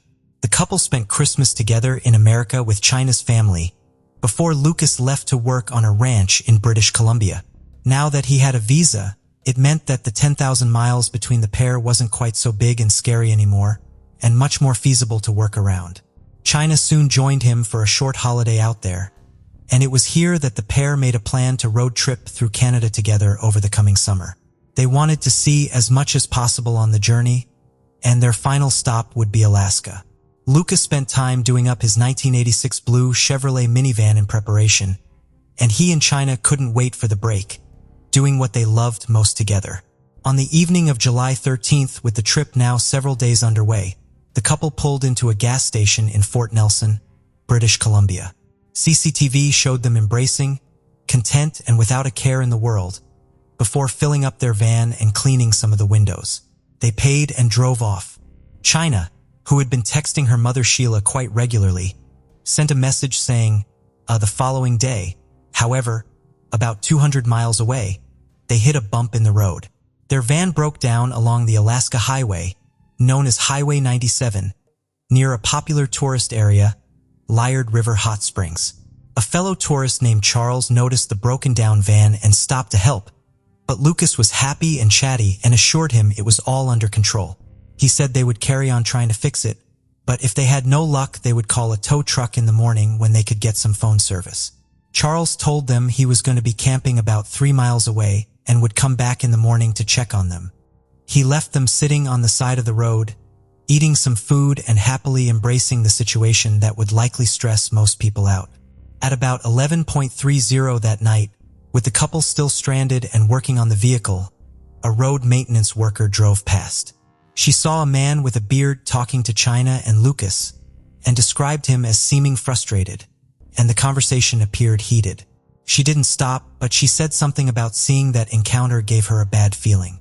"If you just get a bad feeling, and that's what I had, you just don't stop," she later said. She recalled that both of the right doors of the couple's van were open, and it looked as if the man with the beard had come from a gray car nearby, but she couldn't be sure. July 15th, 6:20 a.m. A trucker going down Highway 97 spotted something in the distance that instantly caught his eye. As he pulled closer, he realized what it was he was looking at. It was the bodies of China and Lucas. They were face down in a ditch about 10 feet from their van and about 15 feet from each other. They were both cold to the touch and had been dead for some time. He called someone over to help and started frantically trying to redirect traffic and stop people from driving through. The police were now receiving multiple calls about this, and when they got to the scene at 7:20 a.m., they found the same trucker still doing his best to control the situation but clearly distraught and very traumatized at what he had driven into. China and Lucas had been shot to death, and the medical examiner confirmed both entry and exit wounds. The van's back doors were open and the window was smashed. Nearby was 5 spent shell cases and China's phone. Lucas' phone was not found. Just after 9 a.m., Charles, the other tourist that had talked with them the day before, kept to his promise and drove back to check on them. When he was met with police blocks in the road, he simply couldn't believe this had happened. As word started to travel, the witness from the previous day gave the description of the man with the beard she saw talking to the couple. The Royal Canadian Mounted Police released a composite based on this and asked for anyone with dashcam footage to please come forward. Back in Australia, the news had also hit hard, and police over there offered their support to the Canadian authorities. Not only had they lost Lucas, but his father Stephen was a serving police officer, and they wanted to help him as much as they could. Another driver would then ask to talk to the police and told them that he had pulled over at the side of the road in the same area to take a quick nap. He said within 5 minutes of being parked, a small van drove past him and stopped about 50 yards ahead. A man got out of the passenger side holding a rifle. He then started quickly moving towards him, holding the gun in a way the witness described as a hunting stance. The truck then started moving slowly towards him too. The driver put his foot down and sped off, fearing for his life. He couldn't see their faces and didn't want to stop to look. 5 days later, on the 19th of July, another disturbing scene would unfold 300 miles away. Near Dease Lake in British Columbia, a burnt-out camper van was found.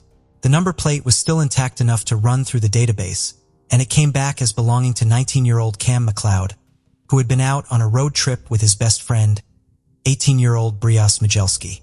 Cam and Bria were both from Vancouver Island and were colleagues at a Walmart.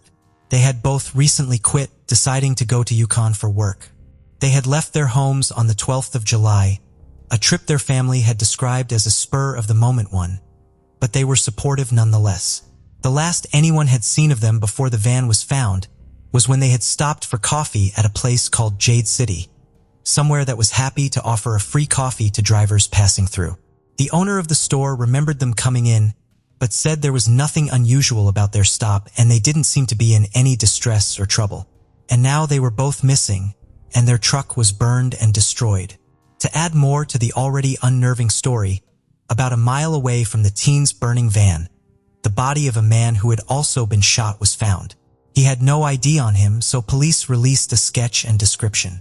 He was believed to be in his 50s or 60s and had a big gray beard. Although this was a nearly 8-hour drive from where Lucas and China were found, was it possible that all these cases were connected? As authorities continued to look for the missing teens, the families of China and Lucas both flew in, faced with the unthinkable task of bringing their bodies home. Alan Spigelski, Breyer's father, said the last he had heard from his son was a text message, saying that contact would likely be scarce due to a lack of phone service. When he saw his son's and Cam's faces on a paper, only then did he realize they were both missing. Cam had last made contact with his family on the 17th of July, saying he and Breyer had made it to Yukon, which was their intended final stop. So what had made them carry on so far past it? Or had they actually even made it there in the first place? There were so many questions. In the space of just a few days, 3 people had been killed, and 2 were now missing under deeply concerning circumstances.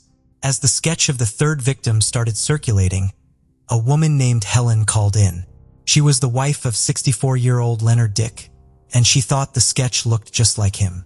Leonard had gone camping a few days before, something he did a lot, and up until the evening of July 18th, he had been texting Helen and his children constantly, but she hadn't heard from him since then. Although DNA testing needed to be carried out, they now felt strongly that this was the man. Leonard was described as a caring husband, attentive father, and a cherished lecturer, teaching botany at the University of British Columbia. His students loved him and found him fascinating, saying his passion for teaching and how much he loved what he spoke about inspired them to want to learn more. He had a dry and witty sense of humor that kept everyone entertained, and as well as his job, he enjoyed drawing, writing short plays and poems, playing guitar, and of course, the great outdoors. Despite the fact he was often presenting to huge groups at a time, his family said he could be surprisingly quiet and very private.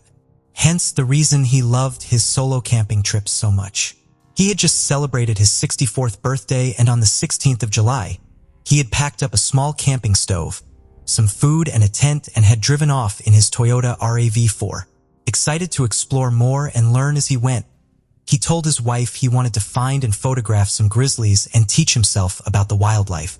On July 21st, some CCTV from Meadow Lake, Saskatchewan came in, and this would change everything. Cameras had picked up none other than a gray 2011 Toyota RAV4, and inside of the car was Cam McLeod and Brian Smigelski, the 2 missing teenagers. More footage showed Cam and Brian buying some black tape which they put over parts of the car, seemingly in an attempt to disguise it in some way, although of course this didn't work. It was quite clearly Leonard's car. A few days later, with it now safe to do so, a proper search of the burnt-out camper van was carried out. Officers found rounds of ammunition that matched what was found at both crime scenes. Just after this, the Royal Canadian Mounted Police issued a bombshell statement that the public had not been expecting. The 2 teens that everyone was out looking for, praying to find them safe and well, were actually the suspected killers of China, Lucas and Leonard. Cam had a possession and acquisition license, and before they had left Vancouver Island, they had purchased an SKS semi-automatic rifle and 20 rounds of ammunition.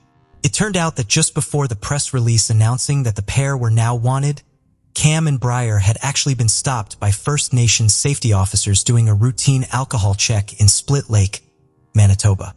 With no alcohol found on them, they were let go and sent on their way. The safety officers had no idea the announcement that was to come, and by the skin of their teeth, the teens had narrowly evaded being caught and detained. Where they were now was anyone's guess. A day later, on July 23rd, a local man called Billy Beardy and his wife Tamara actually located the Great Toyota near Fox Lake Cree Nation, north of a place called Gillam in Manitoba. This vehicle was also on fire, just burning away in the woods. Next to the car were some half-eaten pork chops, pots and pans, orange peels, keys, matches, and various tools. As suspected, the car's number plate was linked to Leonard Dick, and DNA tests soon confirmed. Just as his wife Helen had feared, Leonard was most definitely the third victim. 2 days later, arrest warrants were issued for the two, and named as official suspects in the deaths of China and Lucas as well. The search for the pair, which had actually started almost 2,000 miles away across 3 provinces, suddenly descended on the small town of Gillam, close to where Leonard's car had been found by Billy and Tamara. Gillam has a population of less than 1,500 people and only one road going in and out. It was here that the police set up their base. The whole area was put on lockdown, and officers told residents to be wary to keep their doors locked day and night, and to only leave the house if necessary. Search parties also found out into the surrounding areas, combing through everything as meticulously as possible. Alan, Breyer's father, then heard on the news that not only was his son missing, but he was actually a suspect in a string of awful crimes. My heart just sank. I told myself there's got to be a mistake, he recalled. Cam's girlfriend then contacted the police and told them that he had sent her a text message on the 13th of July telling her he would not be returning home.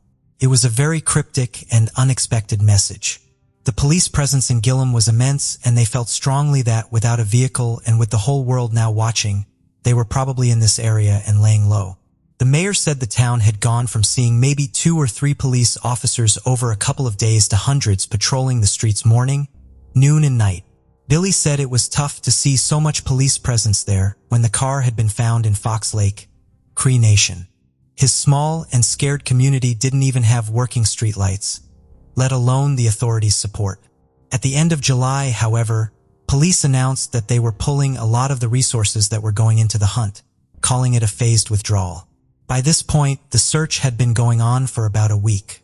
Police had searched almost 4,000 square miles, followed up on over 1,000 tips, knocked on over 500 doors, including those of the teens' parents, and had even been working with the military. There were drones, helicopters, crisis negotiators, dogs, and hundreds of people involved in the searches. Alan said he believed his son was in a lot of pain mentally and wanted to die in a confrontation with the police. They're going to go out in a blaze of glory. Trust me on this, that's what they're going to do, he said. The families of both teens were begging them to come home and turn themselves in so they could deal with whatever had happened together. Just as resources and teams started being pulled, police got 2 more tips. Some members of the Bear Clan Patrol, a First Nations neighborhood watch group, said they had spotted whom they described as 2 tall, slender individuals digging around near a landfill before they ran away into the woods. But this was in York Landing, almost 80 miles away from where everyone was looking. The mayor of Gillam said that if they had actually made it all the way there, he was almost impressed, as would be pretty impossible to do without being caught. But after looking, police said they couldn't substantiate this claim. Billy Beardy was now involved with the Royal Canadian Mounted Police in a big way and was almost spearheading the searchers, guiding them on where to go and leading the way. When authorities realized just how knowledgeable Billy was when it came to the area and the terrain, they knew they had to use it. The team started going back along the Nelson River by boat, and it was here that they found Cam's backpack with a box of ammunition inside, along with his wallet and some clothes. They also located a toiletry bag belonging to Leonard and a sleeping bag. Billy pointed out that the water was so fast-moving and there were so many swells, these items definitely hadn't just washed up there. They had been dumped there, indicating that the pair were still on foot but likely slowing down and struggling. They were clearly getting rid of excess weight and baggage as they were becoming more tired and hungry, fighting a tough terrain that was teeming with insects and bears, and filled with swampy areas that you could sink into very quickly. All this only being exacerbated by the sweltering heat. Billy said that if you went into some parts without any help or knowledge, the land would not forgive you and it could prove fatal. Some parts were so inhospitable and treacherous, even the locals wouldn't dream of venturing out. It is really hard to comprehend just how expansive, dense, and dark so much of this area is, and although police admitted it was simply not possible to get the manpower to search every single part of it, they did seem to be closing in on them given the clues they were finding. On August 2nd, as helicopters and drones slowly flew back over the Nelson River, A small and damaged boat was spotted along the shoreline. The teens were still praying they would turn themselves in and be found safely, with Cam's dad saying, "We try to wrap our heads around what is happening and hope that Cam will come home to us safely so we can all get to the bottom of the story." But Alan said he was now coming to terms with the situation at hand. Billy was still in charge of operating the jet boats, and with a team of Royal Canadian Mounted Police on board, they went down the river for a final time. Whilst out in the water, Billy spotted a raven jump in a riverside ravine. This caught his attention immediately, as he knew this indicated some sort of carcass had to be around for it to be feeding on. "Any kind of bushman knows that if there's a raven there, he's eating something," he said. Billy knew in his guts that they needed to focus more of their attention in this exact area. And on August 7th, 2019, exactly where Billy stopped the boat and saw the raven, authorities found two bodies. Near the creek, just off from the Nelson River, amongst some bushes, were the bodies of 19-year-old Cam McLeod and 18-year-old Briar Schmegelski. Almost 2,000 miles from where it had all started on the highway, the hunt had finally come to an end. Billy then spent the next 13 hours going back and forth, bringing all the police and experts in and out by boat. Officers admitted they really would have been lost without him. The medical examiner couldn't exactly say when the pair had died, but they determined that Cam had shot Briar before shooting himself in what they believe was a pact. Next to Cam's body was one of the rifles, and the other was still loosely in his grasp. A digital camera actually belonging to Leonard was also found nearby. It had 6 videos and 3 images on it, which included one of Briar posing with one of the semi-automatic rifles and a selfie of Cam. In the first video, both teens took responsibility for all 3 murders, but gave no motive as to why they had done it. In the second video, Briar talks to the camera and explains that they have reached the Nelson River, intending to take the boat out and flee, but because the current was so strong, he said they may have to kill themselves. Cam agreed, and in the third video, they seemed to change their mind and said they planned to kill more people by taking the boat and going to Europe or Africa and carrying on their killing spree there. The other videos, however, went back to their plans to take their own lives and expressing their desire to be cremated if they were found. Police described the videos as cold, remorseless, and matter-of-fact. Briar's father, Alan, said he wanted to see the videos for himself and said he just couldn't believe that this had all happened. Police said it didn't appear that either one of them was the driving force or the ringleader. It seemed they were both equal and willing partners in everything they were doing. Despite the public and media asking questions, and Alan asking to see the tapes, detectives have never released them. They believe that Cam and Briar may have made the videos for notoriety, and releasing them would be seen as an insult to the victims. According to sources, there were some red flags. Friends said that Briar was obsessed with Hitler and the Third Reich and purchased lots of memorabilia.